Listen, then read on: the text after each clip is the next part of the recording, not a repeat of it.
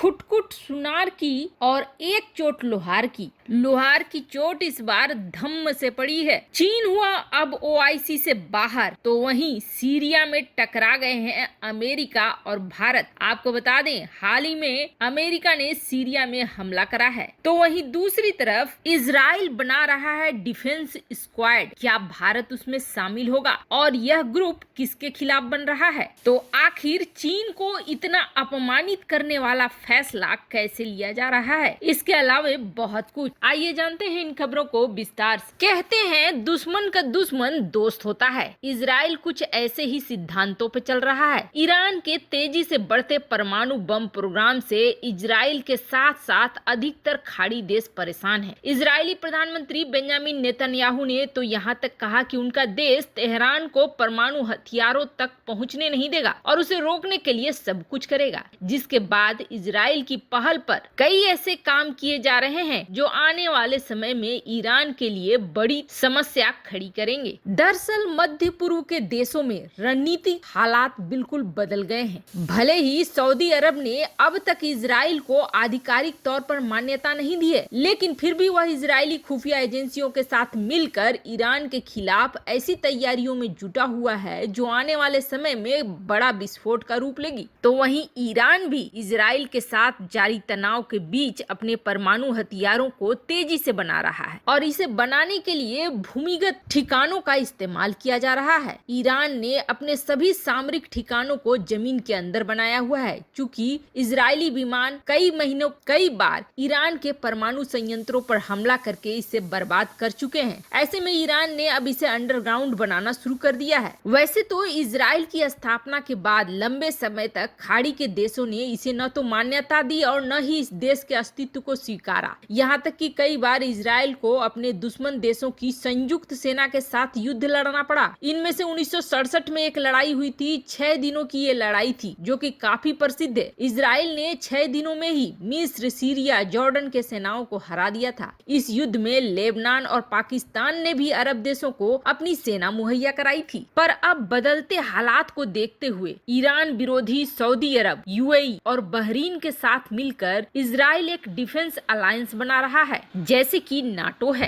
पर भारत के सामने एक धर्म संकट खड़ा हो गया है, क्योंकि इजराइल इस मामले में चाहता है कि भारत भी इस डिफेंस अलायंस का हिस्सा बने। हालांकि इजराइल की तरफ से आज तक कभी भी भारत के ऊपर दबाव नहीं दिया गया है। भारत एक साथ जहां इजराइल से दोस्ती रखता है तो वहीं फलस्तीन से भी दोस्ती रखता है। ऐसे में इस बार भी इजराइल की तरफ से एक प्रस्ताव भर ही है। इसे मानना न मानना भारत की बात है, क्योंकि भारत ईरान से सीधी दुश्मनी नहीं ले सकता है। ईरान के साथ रिश्ते भारत के उतने खराब नहीं हैं। चाबहार पोर्ट को लेकर अभी भी ईरान और भारत के बीच संबंध काफी अच्छे हैं। ऐसे में कहा तो यही जा रहा है कि भारत की संभावना बहुत कम है इस डिफेंस स्क्वाड में शामिल होने में। तो वहीं दूसरी तरफ सीरिया मामले को लेकर अमेरिका और भारत टकरा गए हैं। दरअसल हाल ही में अमेरिका ने सीरिया में ईरान समर्थित मिलिशिया के ठिकानों पर जोरदार हवाई हमला करके उसे तबाह कर दिया। हालांकि अमेरिका ने रॉकेट हमले के जवाब में भले ही यह हवाई हमला किया हो, लेकिन उसके दायरे को सीमित रखा ताकि तनाव नहीं बढ़े।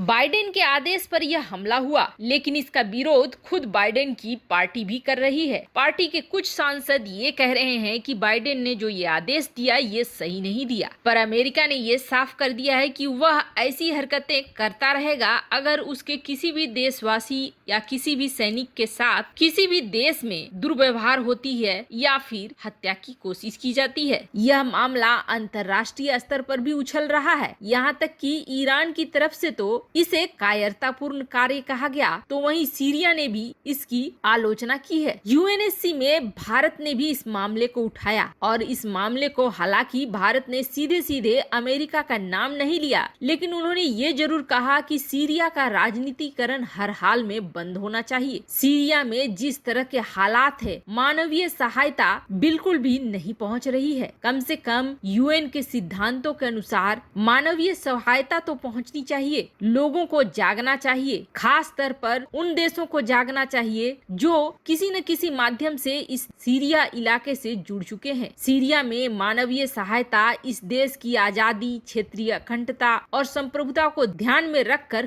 करनी चाहिए। भारत ने इस बात पर भी जोर दिया कि जितनी जल्दी वहाँ के हालात सही हो जाएं, ऐसा करने के लिए आपस में मिलकर इस दिशा में आगे बढ़ना चाहिए। वैसे आपको बता दें, सीरिया राजनीति का केंद्र बना हुआ है अमेरिका रूस के बीच में, और कभी कभी इजराइल भी कूद जाता है, ईरान भी कूद जाता है। कुल मिलाकर कहें तो सीरिया अभी बस वह अखाड़ा बन गया है जहाँ सब अपने अपने बलों की आजमाइश करते हैं। तो वहीं दूसरी तरफ बड़ी बुरी खबर निकल कर आ रही है चीन के लिए। चीन के आत्मसम्मान के लिए ये बहुत बड़ा झटका है। वैसे तो चीन दुनिया भर में खुद ही बदनाम हुआ बैठा पड़ा है, लेकिन ये बदनामी अब बिल्कुल उसे जमीन पे ले आएगी, क्योंकि कुछ ऐसा होने वाला है जो चीन ने कभी नहीं सोचा था। दरअसल अब तक ये हालात थे कि चीन के खिलाफ बोलने से पहले देश सोचा करते थे, लेकिन अब हालात बिल्कुल बदल गए हैं। अब देश ये मान रहे हैं कि हम बैठकर चुपचाप नहीं देख सकते कि चीन अपनी हरकतों को बढ़ाता जाए और हम बस उसके मूक दर्शक बनकर उसके लिए मदद का ही काम करें।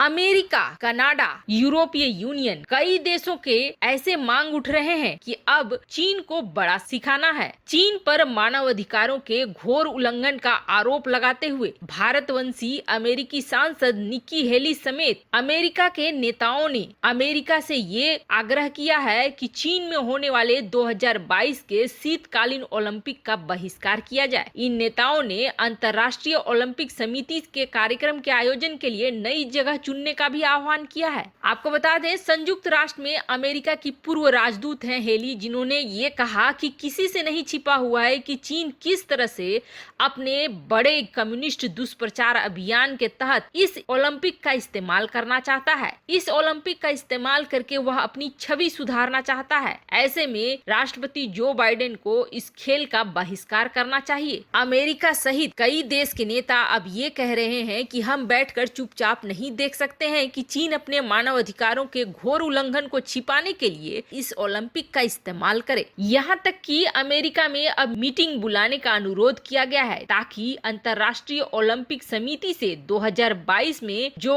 चीन के बीजिंग में होने वाली है शीतकालीन ओलंपिक, उसको बंद करके किसी दूसरे जगह में करने का आह्वान किया जाए। वैसे आपको बता दें, कनाडा की संसद में भी कुछ इसी तरह के बिल पारित हुए हैं, जिसके अनुसार यह मांग की गई है कि चीन में अंतर्राष्ट्रीय ओलंपिक नहीं होनी चाहिए। और दुनिया के कई लीडर हैं जो ये बात बड़े जोर शोर से उठा रहे हैं। ऐसा लगता है जैसे अंतर्राष्ट्रीय ओलंपिक अब चीन में नहीं ही होगा। हालांकि यह चीन की छवि के लिए बहुत ही बुरी खबर है। वैसे आपको क्या लगता है, अंतर्राष्ट्रीय ओलंपिक चीन में नहीं होना चाहिए या होना चाहिए? कमेंट कर अपनी राय जरूर बताएं। जल्द मिलते हैं अगले वीडियो में नई खबर के साथ।